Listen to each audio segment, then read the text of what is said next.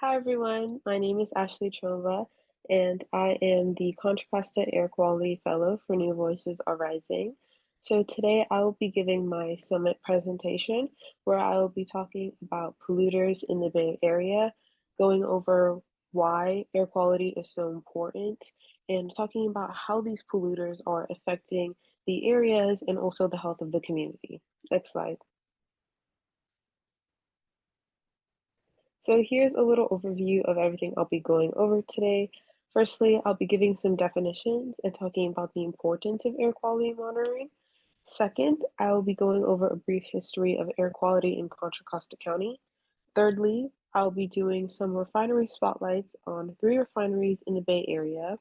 And lastly, I'll be making connections to air quality monitoring and the monitoring that I did in my own community. Next slide. So firstly, what is air quality? Next slide.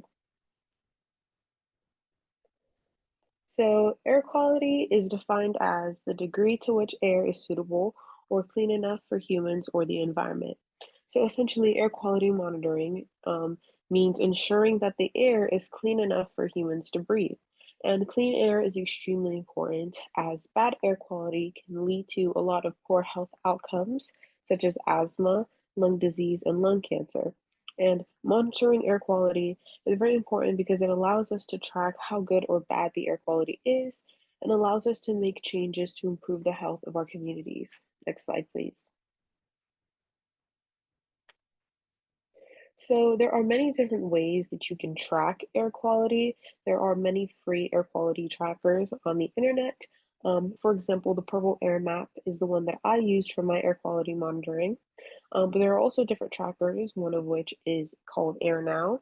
And when you use these trackers, you will often come across a term called AQI. And the AQI stands for the Air Quality Index, which essentially is the report of the air quality within a certain time. And that can be daily or weekly or monthly or sometimes even between just a few hours. And it allows you to see the changes in air quality within a certain time. Next slide. So now I'll be going over a brief history of air quality in Contra Costa County. Next slide. So firstly, I want to talk a little bit about the racial demographics in Contra Costa County. So the county is roughly 33% white, 25% Asian, 27% Hispanic and Latino, and Black and 12% Black/slash African American. Now this is very important to bring up as it has a lot to do with the history of racial injustices and social injustices within the community. Um, Even despite the fact that this is the overall demographics for the entire county, when we look at specific areas and specific cities, for example, Pinole, which has a much higher white population compared to a city like Richmond, which has a much higher Hispanic and Black population, we can see that in comparison, a city like Pinole tends to have better air quality compared to Richmond due to histories of social injustices and racial discrimination. So it's important to bring up topics like these so that when we are looking for solutions, we can tackle every aspect and we can look at the intersectionality and tackle every facet that affects the environment and community health. Next slide.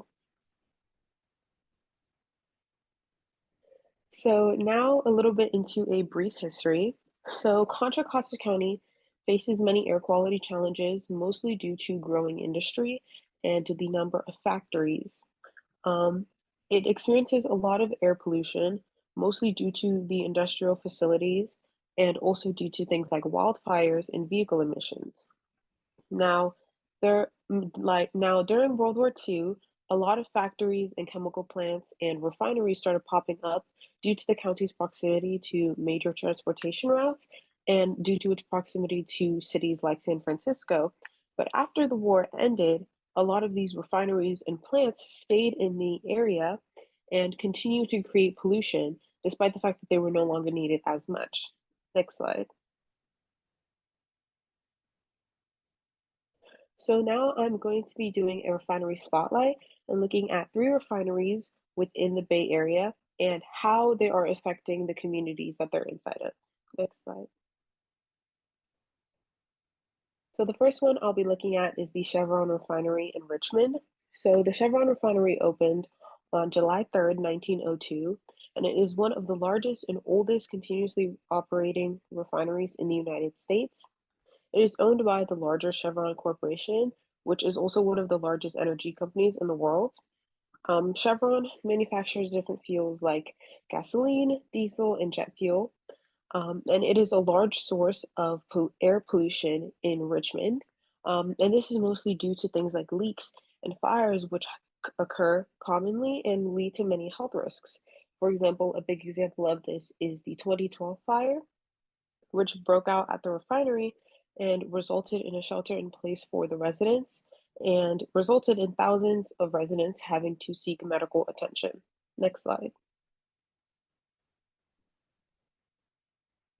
Next, I'll be looking at the Martinez refinery. So this refinery opened in 1915 and is operated by PBF Energy. Like Chevron, it produces things like petroleum, diesel fuel, gasoline, and propane. And it is also a large producer of pollution in Martinez. Some notable accidents that have occurred here are the 2019 tank fire and the 2018 hydrogen sulfide release, where essentially hydrogen sulfide was released by the refinery. And in both of these cases, it resulted in another shelter in place and concerns over respiratory health. Next slide. Lastly, I'll be looking at the Phillips 66 refinery in Rodeo. So, like I said, this refinery is located in Rodeo near San Francisco. It opened in 1896 and is owned by the larger Phillips 66 Refinery Corporation. Like the other refineries, it produces things like crude oil, gasoline, and petroleum.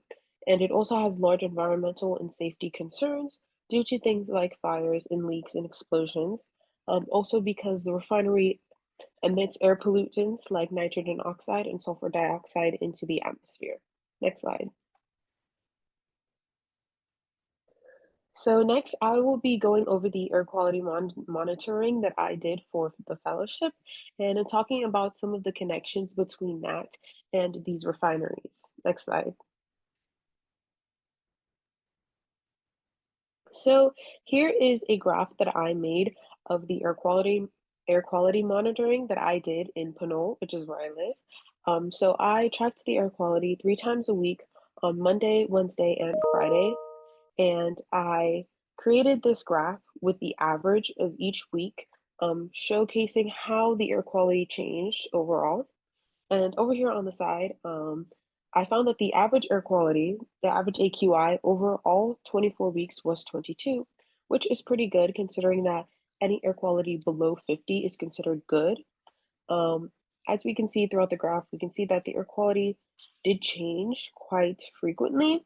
However, it is all relatively below 50, which means that the air quality is relatively good in Pinole compared to a lot of other cities. Next slide.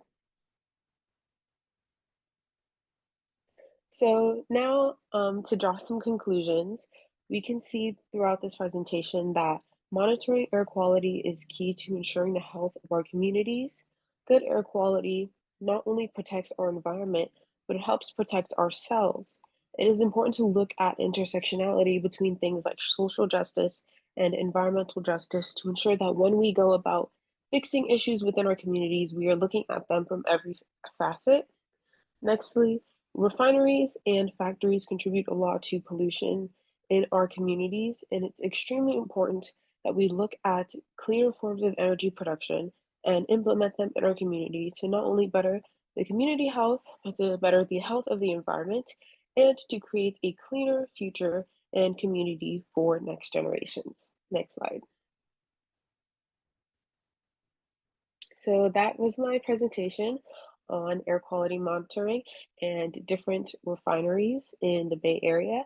I hope that you guys enjoyed that presentation. I hope that you learned a little bit about that. And yeah, if you have any questions, feel free to let me know.